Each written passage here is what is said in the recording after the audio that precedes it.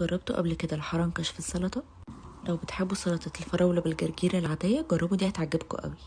وبما ان اليومين دول موسم الحرنكش هتلاقوه فريش وطازة وفوايده عالية جدا.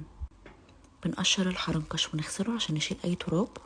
الورق الاخضر استخدمت جرجير جرين هاوس متنشف ومغسول جاهز للاكل على طول، حطوه زي ما هو او ممكن تقطعوه صغير.